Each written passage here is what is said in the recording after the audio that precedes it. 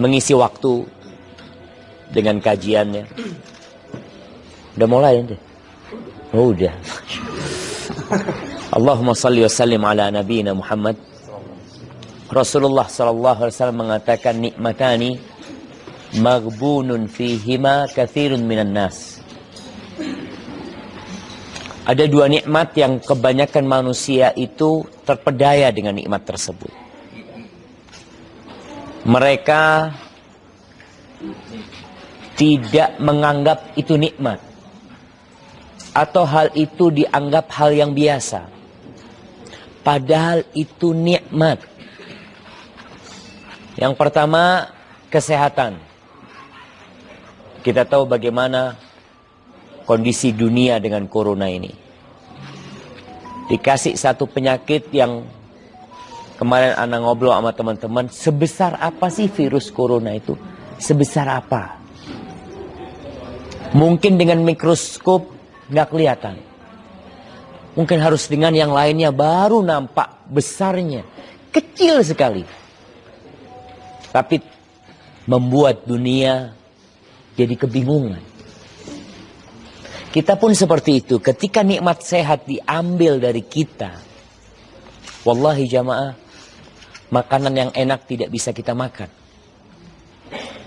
Tempat yang indah tidak bisa kita kunjungin. Bahkan tempat yang paling dicintai Allah, masjid pun kita tidak akan mampu melangkahkan kaki ke sana. Nikmat sehat ini. Tapi banyak orang kurang bersyukur dengan nikmat sehat ini. Karena dalam pikiran banyak manusia, nikmat itu adalah materi. Yang kedua, al-faragh, waktu luang. Kita ini dikasih waktu luang sama Allah Azza wa Jalla. Benar-benar luang. Kenapa luang? Karena nggak ada kegiatan kita. Kegiatan kita ngapain? Kemarin subuh masuk hotel, tidur. Sarapan nggak banyak yang keluar. Makan siang, kemana? Restoran cari makan. Gitu. Habis gitu balik lagi. Sebagian gatel kakinya. Masa Ustaz diem doang di sini Ustaz? Jalan kita, jalan. Kemana? Ke mall. Pulang bawa-bawa sudah. Terus malam makan lagi. Habis makan? Tidur. Tidur subuh. Salat subuh. Tidur lagi. Sebagian tidur lagi. Nah lihat soalnya sarapannya rame jam berapa? Jam 8 baru rame gitu kan. Oh. Terus kita memanfaatkan waktu luang untuk kajian. Nanti juga kita akan kosong. Sampai kapan? Sampai besok jam 10 malam. Di pesawat ngapain? Ada yang main game. Ada yang nonton film. Ada yang makan. Ada yang tidur. Maka dua nikmat ini tolong disyukuri. Caranya diisi dengan hal-hal yang bermanfaat. Di dalam Al-Quranul Karim dibuka semua Qurannya. Yang punya Quran di handphonenya dibuka. Buka surat Al-Fajr. Surat Fajar. Nah, yang handphonenya belum ada Qurannya, segera download.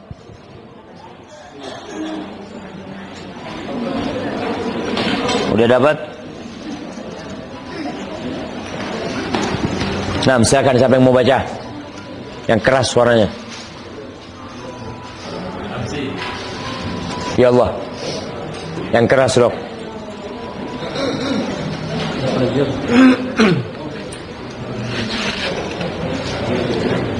Ketemu apa enggak? Belum ketemu. Surat 89.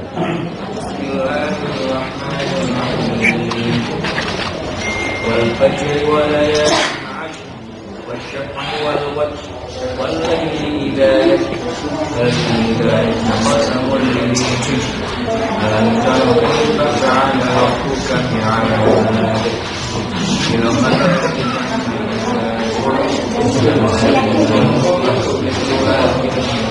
Barakallahu fiik. Allah bersumpah jemaah, wal fajri, demi fajar. Kalau kita melihat sumpah Allah dalam Al-Quranul Karim, Allah bersumpah demi waktu. Ada demi fajar, ada demi asar, wal asri, itu demi asar atau demi masa secara umum. Terus ada wadduha, demi waktu duha. Ada wal laili idza yaghsha, wan nahari idza tajal, demi siang, demi malam. Allah tidak bersumpah kecuali dengan sesuatu yang agung, sesuatu yang mulia. Ada apa sebenarnya dengan waktu ini? Ternyata waktu itu modal hidup manusia. Orang tuh hidup nggak pakai harta jemaah, tapi pakai waktu. Buktinya kita melihat ada orang yang hartanya cukup untuk 1000 tahun hidup. Cukup untuk 1000 tahun hidup. Tapi 70 tahun mati dia. Selesai. Orang kalau punya uang 1 triliun. Anggap tiap tahunnya dia perlu uang 1 miliar. Cukup berapa tahun? 1000 tahun dia hidup. Bagaimana dengan orang yang punya kekayaan sampai 40 triliun? Cukup untuk hidup 40.000 tahun. Tapi 70 tahun mati. 80 mati. 90 mati. Supaya kita sadar bahwasanya waktu ini benar-benar modal yang tidak bisa dibalikin. Kalau udah lewat, selesai. Dulu ada orang Arab berkata, al-waktu kas-saif. In lam taqta'hu qata'aka. Waktu itu seperti pedang. Kalau engkau tidak memotongnya, maka dia akan memotong dirimu. Tapi di barat, waktu seperti uang. Mereka menghargai waktu dengan uang. Terlalu murah kalau waktu dihargai dengan uang. Makanya di barat orang digaji per jam. Jadi waktunya itu dihitung sama dia, per jam dia kasih. Sehingga muncul istilah time is money buat mereka. Nggak, buat kita bukan. Berapa banyak orang yang akhirnya tidak bisa bersilaturahim. Kenapa? Karena nggak punya waktu. Kok nggak punya waktu sih? Kan kita semua punya waktu 24 jam sama. Kok engkau nggak punya waktu? Oh, waktunya untuk kerja. Untuk cari uang. Sehingga dia tidak memiliki waktu yang untuk silaturahim. Tidak memiliki waktu untuk berbakti sama orang tuanya. Tidak memiliki waktu untuk berangkat umroh. Untuk berangkat haji. Karena buat dia uang waktu itulah. Buat kita enggak. Jangan sampai kita gunakan waktu kita hanya untuk mencari uang. Allah bersumpah demi fajar, demi malam yang 10. 10 malam itu, malam apa jemaah? Jadi waktu ini ternyata kualitasnya beda-beda. Sebagaimana dalam mencari dunia, ada prime time kata mereka, waktu yang sangat mahal waktu tersebut. Orang mungkin punya waktu weekend buat keluarga. Mereka punya waktu untuk liburan. Di dalam agama kita pun waktu itu beda-beda. Dalam 24 jam ini ternyata kualitas waktunya beda-beda. Waktu yang paling mulia kapan? Sepertiga malam akhir. Di saat orang terlelap dalam tidurnya. Ternyata itu waktu paling mahal. Tapi kita nggak kebayang. Tiap hari kehilangan waktu yang paling mulia kita nggak kebayang. Bukan nggak kebayang, nggak menyesal. Nggak ada perasaan, ya Allah, tadi Anda nggak sempat berdoa. Tadi Anda nggak sempat sholat witir. Tadi Anda nggak sempat istighfar. Tapi Anda istighfar habis subuh. Beda kualitas waktunya. Anda istighfar waktu duha. Berbeda kualitas waktunya. Sepertiga malam akhir itu waktu nuzulir Rabb. Waktu turunnya Allah Azza wa Jal. Untuk mendengarkan keluhan-keluhan hambanya. Semalam ada sebagian yang berangkat ke Mana? Kedutaan mungkin, KBRI.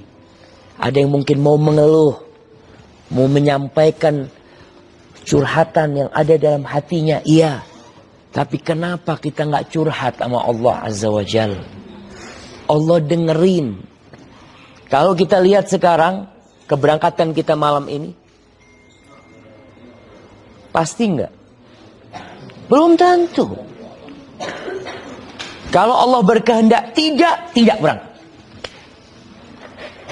Walaupun seluruh pejabat di negara kita membantu kita, menolong kita, pihak Emirat juga mau nolong kita. Kata Nabi SAW, wa'lam annal ummata law ijtama'at ala an yanfa'uka bi syai'. Ketahuilah, andai kata seluruh umat manusia berkumpul, bersatu padu, membantumu untuk memberikan manfaat kepadamu, tapi Allah tidak menetapkannya, tidak akan pernah manfaat itu datang kepadamu. Tidak akan pernah. Dan sebaliknya, andai kata mereka bersatu padu berkumpul untuk membahayakan kita. Mereka nggak suka sama kita. Mereka ingin bikin kita nggak terbang. Tapi Allah ingin kita terbang. Kita akan terbang. Maka waktu-waktu yang indah ini manfaatkan untuk bermunajat kepada Allah Azza wa Jalla. 10 malam yang Allah bersumpah dengannya adalah 10 awal Zulhijjah. Jadi sepanjang tahun itu jamaah, ternyata dari 355 hari. Berapa hari? 355 hari. Ada 10 hari yang lebih baik daripada semua hari itu. 10 awal Zulhijjah.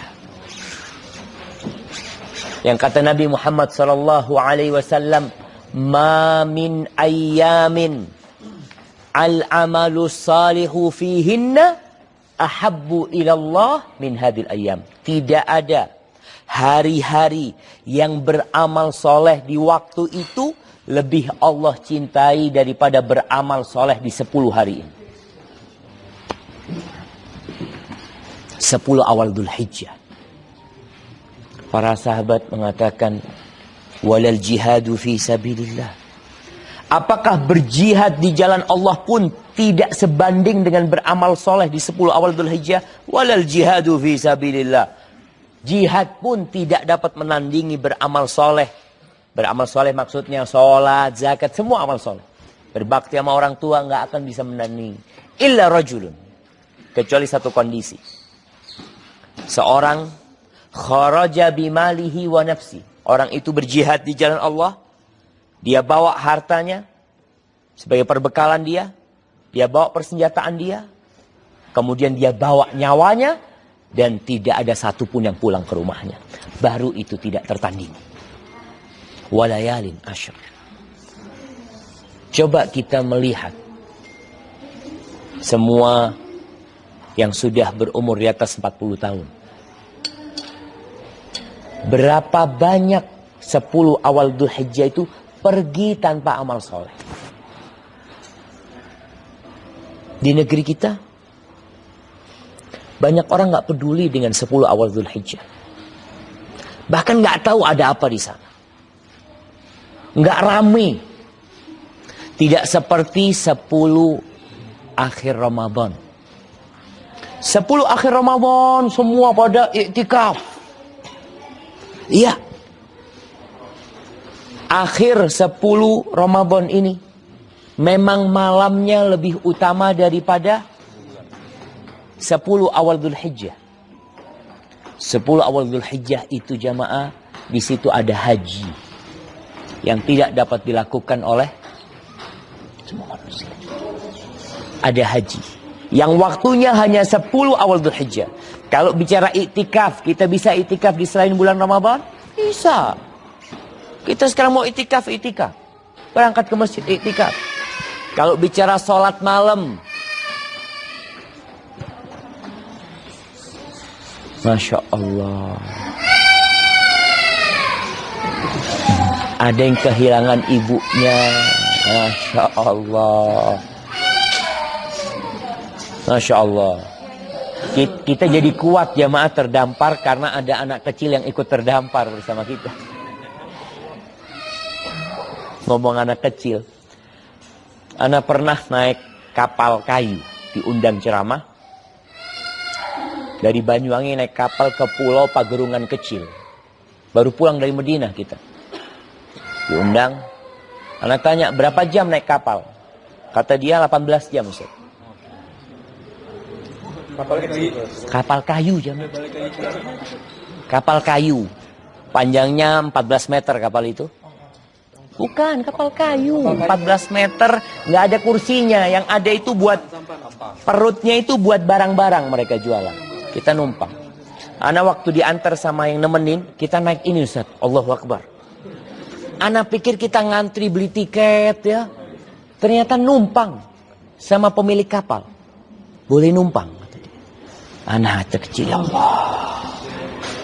Nggak ingin berangkat, tapi sudah janji mau berangkat. Akhirnya anak kuat hatinya. Karena ada anak kecil ikut. Anak kecil berani katanya. Masa anak nggak berani? Naik kuda. Tuh ceritanya anak kecil itu. Akhirnya anak jadi berani karena melihat anak kecil itu. Perjalanan kapalnya bukan 18 jam. 28 jam.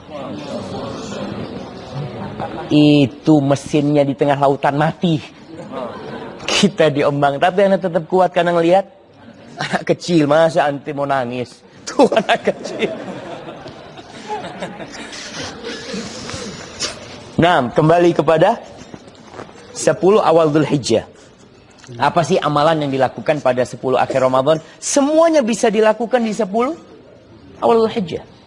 Tapi amalan di bulan Dzulhijjah nggak bisa diamalkan di 10 hari Ramadan. Nggak bisa. Apa? Tarwiyah. Jamaah haji berada di Mina. Nggak bisa. Wukuf di Arafah. Nggak bisa kecuali tanggal itu. Haji lempar jumroh pada tanggal 10. Nggak bisa kecuali tanggal itu. Itu benar-benar 10 yang mulia. Makanya Allah bersumpah. Walayalin ashar. Walayli idha yasri. Dan demi malam ketika datang malam itu jemaah. Masya Allah. Kita bisa melihat. Manusia yang awalnya semangat. Gagah perkasa. Ketika malam tiba. Tubuhnya mulai melemah. Binatang-binatang yang awalnya di lapangan. Sambil merumput. Dia mungkin ketika matahari mulai tenggelam. Dia mulai balik ke rumahnya jemaah. Malam itu tempat kita berlindung. Di malam itu ada banyak kejahatan. Maka kita berlindung. Allah bersumpah dengan hal itu. Kemudian hal fi dzalika qasamun lidzi hijr. Di sumpah itu ada nggak pesan buat orang yang punya akal? Karena seringkali kita baca Quran ini lewat aja jangan. Nggak karena kita merenungkan ada apa dengan fajar ketika matahari terbit. Kita tahu malam walaupun panjang seperti apapun akan diusir dengan fajar yang terbit dari timur. Nggak ada musibah yang berkelanjutan terus-menerus sampai mati. Sebagaimana kita pun tatkala terkena musibah, antum harus yakin dengan fajar. Fajar akan terbit dan malam akan terusir oleh fajar tersebut. Allah katakan di sumpah ini ada nggak pelajaran, nasihat buat orang yang berakal? Tapi masalahnya tadi, kita ini mengaku muslim, mengaku cinta Rasul Sallallahu Alaihi Wasallam. Sudahkah kita mengkaji juz amma saja? Juz amma ini seperberapanya Al-Quran, jemaah. Hah? Seper 30. Seper 30-nya. Yang 29 udahlah. Mungkin kita Ustaz susah kalau untuk mengkaji semuanya. Tapi paling tidak antum jangan sampai mati kecuali sudah mengkaji juz amma. Nggak banyak. Berapa surat? 37 surat. 1 juz dibandingkan dengan Al-Baqarah. Masya Allah. Ini 37 surat dibandingkan sama Al-Baqarah. Sepertiganya Al-Baqarah. Cuma kira-kira. Maka baca. Supaya dapat pesan-pesannya. Lalu Allah mengatakan, Alam tara kaifa fa'ala rabbuka bi'ad Irama dzatil imad allati lam yukhlaq mithluha fil bilad. Allah mengatakan, apa engkau enggak melihat? Allah mengatakan kepada Nabi Muhammad SAW, Muhammad, apa engkau enggak melihat? Kemudian Allah mengatakan itu kepada kita semua. Apa engkau tidak melihat, tidak memperhatikan, tidak merenungkan apa yang terjadi dengan kaum Ad? Apa yang Allah lakukan dengan mereka? Kaum Ad ini kaumnya Nabi siapa? Nabi Hud. Apa kata Allah? Iram dzatil imad. Mereka adalah orang-orang yang punya tiang-tiang yang tinggi. Ada yang mengatakan mereka punya tenda-tenda yang besar. Kaum Ad. Allah katakan allati lam yukhlaq mithluha fil bilad. Yang belum diciptakan yang seperti mereka di negeri-negeri itu ya. Nggak ada. Ada yang mengatakan mereka orangnya besar-besar. Kaum Ad ini bangsa Arab. Tinggalnya yang nggak jauh dari sini. Apa yang terjadi dengan negeri-negeri mereka? Mana bangunan-bangunan tinggi mereka? Hilang. Tinggal cerita. Kita hanya dengar cerita. Mungkin sebagian orang ada yang punya keinginan, anak kepingin lihat tempatnya, nggak tahu kemana mereka. Negeri mereka hilang. Yang mungkin masih terlihat, wa Samud. Alladzina jabu sakhra bil wad. Kaum Samud, kaumnya Nabi Saleh. Masya Allah. Kaum Nabi Saleh ini punya 2 tempat tinggal. Dia punya istana-istana di lembah. Dia punya rumah-rumah di gunung. Di gua-gua jemaah. Tapi gua itu dipahat. Gunung itu dipahat sama mereka. Mereka tidak jauh berbeda dengan kaum Petra. Kaum Samud ini ada di daerah namanya Al-Ula. Dari Madinah ke Ula itu kira-kira 400 meter. Kalau kita dari sini ke perbatasan nggak jauh sebenarnya. Menuju ke kaumnya Nabi Saleh alaihissalam. Kaumnya Nabi Saleh karena mereka biasa memohat gunung-gunung. Mereka mengatakan kepada Nabi Saleh, Saleh, kalau engkau Nabi, fa'tina bi ayah. Datangkan bukti kalau engkau Nabi. Kalian minta apa kata dia? Kalau engkau bisa mengeluarkan onta yang bentuknya seperti ini, onta yang hamil, yang gede, onta hamil, kalau keluar dari batu kan, keluar anaknya jemaah. Onta yang hamil, yang tinggi, yang besar, yang warnanya seperti ini, seperti itu, kami akan beriman. Subhanallah. Baik, amhiluni kata Nabi Saleh. Ya, kasih aku waktu. Nabi Saleh Nabi bukan Tuhan. Dia juga dapat menurunkan mukjizat kecuali Allah yang menurunkannya. Maka Nabi Saleh sholat. Setelah sholat, ya Allah akan keluarkan kata Nabi Saleh. Ditunggu di kaumnya, duduk-duduk nih. Melihat, benar jemaah. Batu itu terbelah. Keluar onta dari sana jemaah. Allahu Akbar. Apakah beriman kaumnya? Enggak juga. Ada yang beriman. Tapi kebanyakan mereka tidak beriman. Ada satu pemimpin mereka mau beriman. Tapi enggak jadi beriman gara-gara siapa? Kawannya.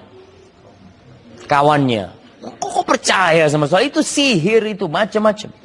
Ini pentingnya punya kawan baik. Makanya kita datang umroh nih bareng-bareng nih. Walaupun nggak sampai ke Madinah.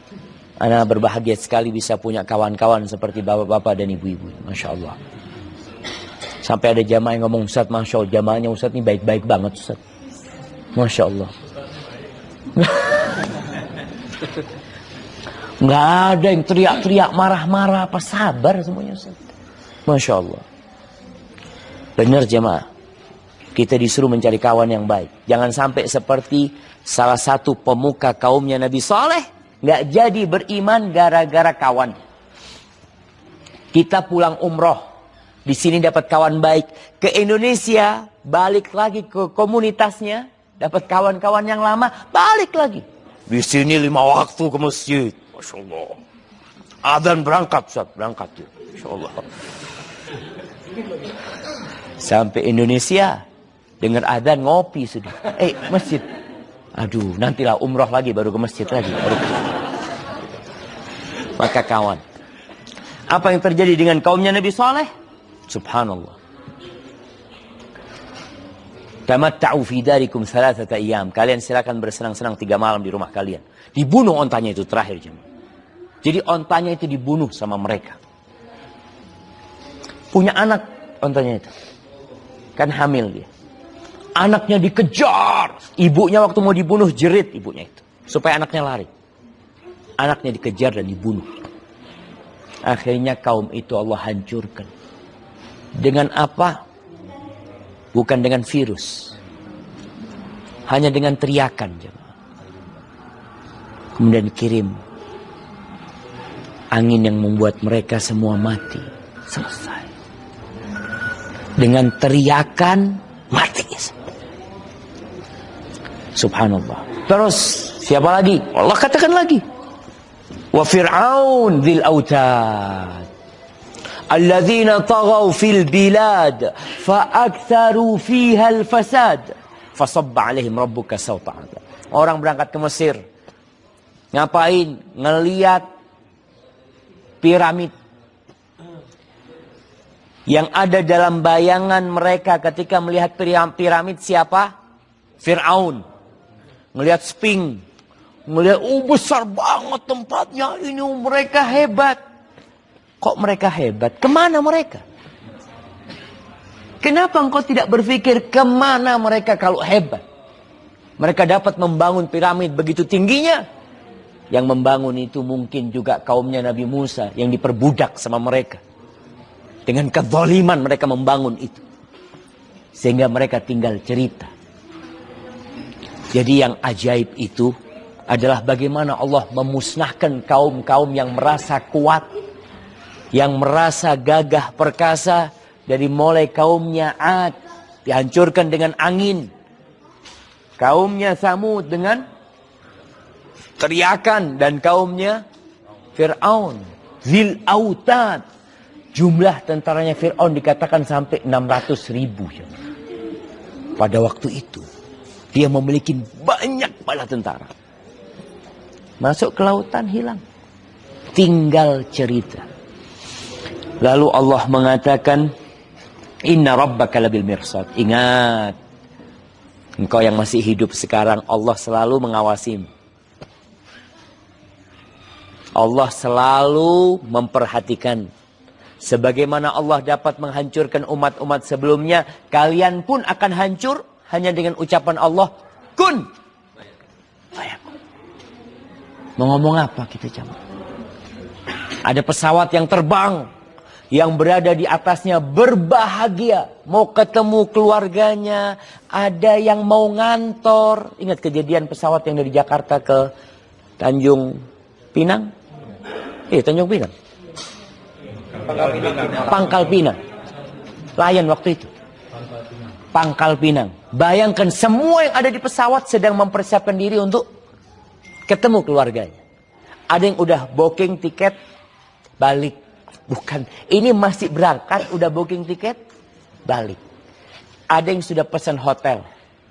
Ada yang keluarganya udah nungguin di bandara. Nungguin. Artinya mereka nungguin, mereka sudah punya persiapan mau makan siang di sini, mau makan siang di mana, Masya Allah. Udah disiapin semuanya. Ternyata mereka tidak pernah landing ke daratan. Mereka tinggal cerita. Inna rabbaka labil mirsad. Wallahi jamaah. Kalau kita melihat bagaimana Allah menghancurkan mereka, kita jadi takut sama Allah Azza wa Jalla. Kemarin Dr. Muhammad Nur Ihsan menjelaskan bagaimana kita beribadah kepada Allah Azza wa Jalla. Dengan cinta yang pertama. Kemudian cinta itu berbalut rasa takut dan rasa harap. Kita nggak boleh takut terus. Akhirnya sampai putus.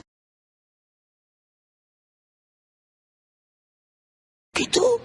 Ada apa aku jadi orang baik kalau gitu. Kalau nggak ada pintu untuk menjadi orang baik. Begitu pula orang yang terus berharap. Nah, ini kajiannya 2 ustadz. Tenang. Kan waktu kosong. Nah, Sampai kapan?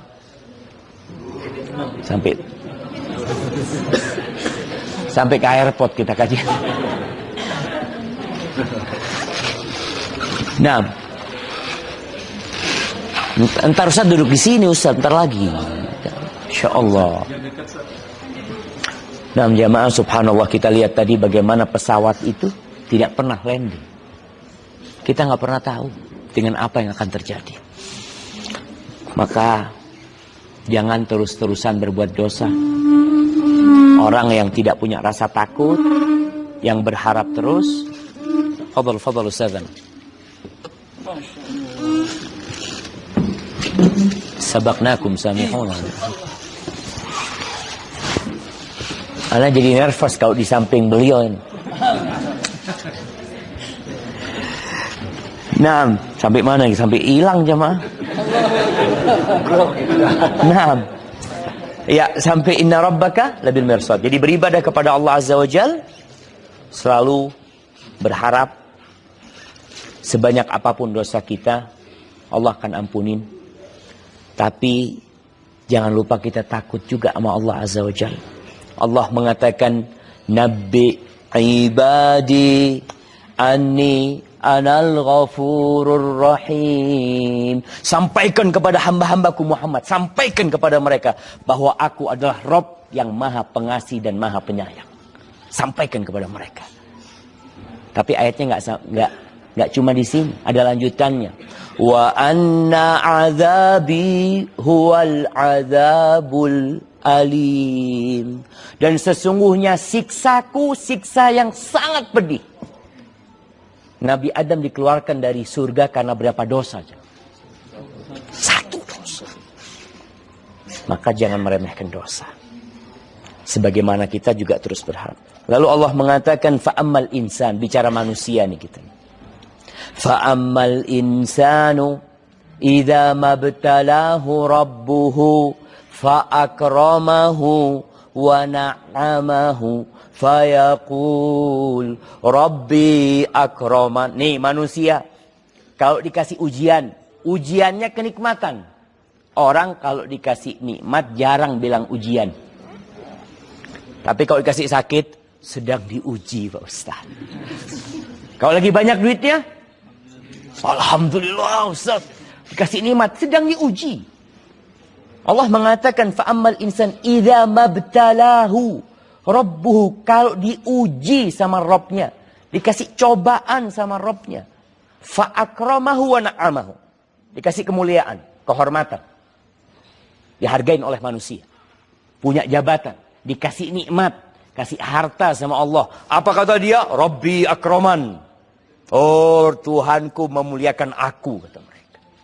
Itu manusia mengatakan itu. Wa amma idza mabtalahu faqadara alaihi rizqahu fayaqulu rabbi ahanan. Tapi kalau dikasih ujian, rizkinya disempitkan, usahanya nggak lancar, mungkin dia bangkrut. Apa kata dia? Tuhanku menghinakanku. Akhirnya manusia beranggapan harta dan jabatan tanda kemuliaan Allah, kemiskinan tanda kehinaan dari Allah. Lah, nggak seperti itu ukurannya. Nabi Muhammad kaya apa miskin? Kaya apa miskin? Kaya miskin. Kaya miskin. Dunianya miskin, akhirannya kaya. Nah, kaya miskin. Jadi perjalanan hidup Nabi SAW tidak lepas dari kaya miskin. Beliau yatim. Allah mengatakan, wa wajadaka ailan fa'aghna. Allah mendapatimu miskin, nggak punya apa-apa, perlu bantuan orang, Allah yang nyukupin engkau. Jadi perjalanan hidup Nabi seperti itu. Beliau miskin, terus Allah yang mencukupi. Beliau pernah miskin lagi ketika beliau sampai kota Madinah. Beliau bangun rumah. Bangun rumah jemaah. Kita kalau bangun rumah kira-kira ingin yang paling indah. Makanya banyak orang pindah dari satu rumah, rumah selanjutnya, rumah lagi. Kenapa? Ya karena hartanya bertambah, rumahnya Tambahlah Ustaz, Nabi SAW bangun rumah ketika hijrah. Luas rumahnya kira-kira 5 kali 5 meter. Sampai mati di rumah itu juga. Mungkin kita sudah mengalami pindah berapa rumah? Pindah berapa rumah Bang? Masya Allah. Berapa rumah kira-kira sudah pindah? Oh, udah lupa sampai jam, nggak tahu sudah jam. Udah berapa? Nah, Rasul sallallahu alaihi wasallam Masya Allah tetap di satu rumah sampai meninggal dunia sallallahu alaihi wasallam. Beliau, ya Ustaz, mungkin nggak punya uang untuk renovasi Ustaz. Nabi alaihi salatu wassalam pada tahun ke-7 Hijriah setelah menaklukkan Khaybar, beliau pulang bawa harta, beliau punya uang pada waktu itu yang beliau renovasi masjid. Rumahnya tetap. Yang direnovasi rumahnya Allah Azza wa Jalla. Coba kita berpikir. Yang perlu besar rumahnya Allah, semakin banyak jamaahnya. Antum tetap, kecuali antum renovasi Ustaz. Dulu waktu bikin rumah ini anak 3 Ustaz, sekarang 13. Renovasi pantas karena ada sebabnya. Ini rumah tambah besar, anggotanya tambah habis. Orang itu kadang-kadang anak lihat sudah tambah besar rumahnya, anak kemana? Alhamdulillah Ustaz, udah lepas semuanya Ustaz. Jadi di rumah ini berdua aja, Masya Allah. Makanya bikin anak yang Masya Allah. Paling tidak pulang dari sini barokah lah. Semua tambah 1 anak lagi. Masya Allah. Bapak-bapak siap? Nggak bisa produk yang mana sih? Udah. Oh, nggak bisa produksi ya, Ustadz Muhammad nanti yang jawab. Kalau nggak bisa produksi itu Ustadz Muhammad yang jawab nanti. Nah, Nabi SAW pernah punya harta banyak, iya, tapi rumahnya tetap. Masya Allah. Kenapa? Karena ada hal lain yang penting untuk direnovasi, untuk diperbaiki. Nabi ketika miskin, beliau berkorban, ya 1 ekor kambing, 2 ekor kambing pada tahun ke-10 Hijriah. Rasulullah SAW membawa 100 ekor onta untuk dikorbankan ke Mekah sana jamaah. Jadi bapak-bapak hartanya bertambah, kurbannya tetap kambing, alhamdulillah. Terus sapi tetap 1 dari dulu. Iya Ustaz, kan kita sudah korban. Allah itu tidak nerima dagingnya atau darahnya, tapi takwa. Oh, Masya Allah. Kalau suruh, lah, tambah pinter-pinter manusianya nih jamaah. Gara-gara ngaji tambah. Nah, kita coba pertama. Rasul SAW nggak kaya. Beliau mengatakan, Laisal ghina an kathratil arad. Kekayaan itu bukan dengan banyaknya harta benda. Walakinnal ghina, ghina nafs. Tapi kekayaan yang sesungguhnya adalah kekayaan jiwa. Gimana kekayaan jiwa? 1 cukup. Kata Nabi SAW tentang kekayaan jiwa ini, Irda bima qasamallahu lak takun aghnan nas. Puaslah engkau dengan apa yang Allah berikan kepadamu, engkau akan jadi orang paling kaya di dunia. 1. Kepuasan dengan apa yang Allah berikan. Orang punya handphone kalau nggak puas-puas jamaah, dia akan selalu melirik handphone temannya. Insya Allah, ganti handphone lagi antum ya. Insya Allah. Mulai dalam hati kapan ganti ya, Insya Allah. Karena cuma mau gaya, coba puas ya, Masya Allah. Tapi bukan berarti puas itu mobil kita tetap mobil yang kuno ya. Mobilnya tetap ya rusak-rusakan, tidak. Allah itu suka melihat nikmat yang Allah berikan kepada hambanya. Allah kasih nikmat kepada antum, ya gantilah baju, masa robek-robek terus. Motornya udah jelek, ya gantilah. Karena pernah suatu hari Nabi SAW melihat seorang sahabat yang penampilannya penampilan orang miskin. Jangan. Ditanya sama Nabi SAW, Mada tamliku minal mal? Engkau punya harta apa yang kau milikin harta? Wah, aku punya onta sekian, punya kambing sekian loh. Tapi penampilannya kok kayak gini, kata Nabi SAW. Inna Allah yuhibbu idha an'ama ala abdihi ni'matan an yuriyaha au an yaraha ala ar-rajul hadha.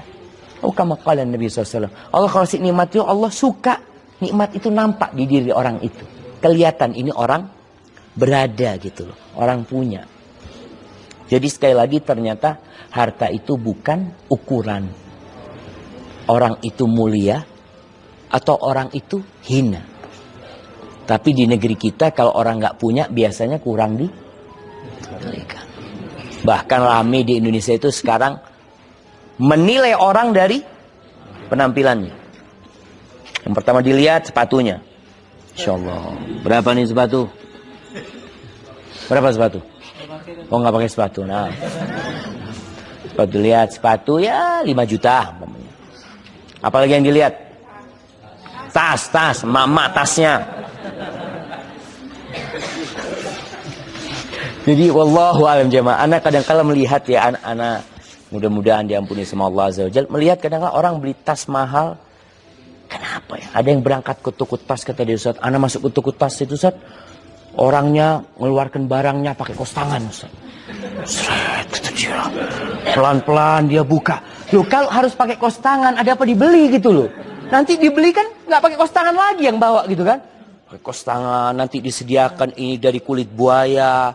Buayanya itu dipelihara selama berapa ini. Dikasih makan ini. Subhanallah. Hah? Buaya darat. Nah, melihat tasnya. Dihitung, oh tasnya ya 9,5 M.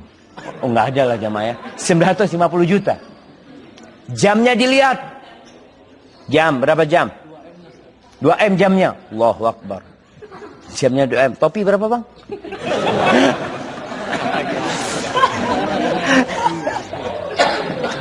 Ala kulli hal, banyak orang di Indonesia udah mulai rame itu. Jadi orang ini berjalan dihargain. Oh, nilainya 2M orangnya. Subhanallah. Tuh orang nilainya 2M dibunuh gara-gara 20.000. Ada kita lihat pembunuhan gara-gara uang 20.000. Wallahi jamaah. Maka ingat, kemuliaan itu bukan di harta. Terus di mana kemuliaan? Kita semua diciptakan sama. Kita diciptakan dari tanah. Kalau bapak-bapak, ibu-ibu musim hujan kadang-kala lewat jalan yang becek, kita nggak kepingin ada lumpur di kaki kita. Kita nggak suka ada lumpur di sepatu kita. Kadang-kala kita lepas tuh yang namanya lumpur tanah itu. Padahal dari itu kita diciptakan. Engkau kok jadi nggak mau sama tanah sih? Engkau tercipta dari tanah. Terus siapa yang paling mulia? Inna akramakum indallah atqakum. Yang paling mulia di antara kalian adalah yang paling bertakwa kepada Allah Azza wa Jalla. Kita berangkat bareng-bareng. Kita naik pesawat insya Allah bareng-bareng. Kita sholat di masjid masya Allah berjamaah. Kemarin kita ke Masjidil Aqsa bareng-bareng. Tapi apakah kita semua sama di mata Allah Azza wa Jalla? Yang paling mulia adalah yang paling bertakwa kepada Allah Azza wa Jalla. Mungkin itu yang bisa saya sampaikan jemaah. Semoga kita pulang dari sini berlomba-lomba untuk mencari kemuliaan. Bukan berlomba-lomba mencari harta. Emangnya nggak boleh Ustaz? Boleh. Al-malu wal banun zinatul hayatid dunya. Wal baqiyatus salihat khairun inda rabbika sawaban wa khairun amala. Harta dan anak itu perhiasan kehidupan dunia. Tapi al-baqiyat as-salihat, yang abadi, yang soleh, ucapan subhanallah, walhamdulillah, wa la ilaha illallah, Allahu Akbar, itu lebih baik, lebih kekal dan lebih bisa diharapkan daripada harta. Nanti pada hari kiamat nggak ada yang bawa harta. Dinar nih, mungkin sebagian masih punya dolar, sebagian masih punya dinar. Nanti pada hari kiamat, yauma la yanfa'u mal wala banun. Harta nggak berguna, anak laki-laki nggak berguna, illa man atallaha biqalbin salim, yang datang jumpa Allah dengan hati yang selamat. Maka selamatkan hati kita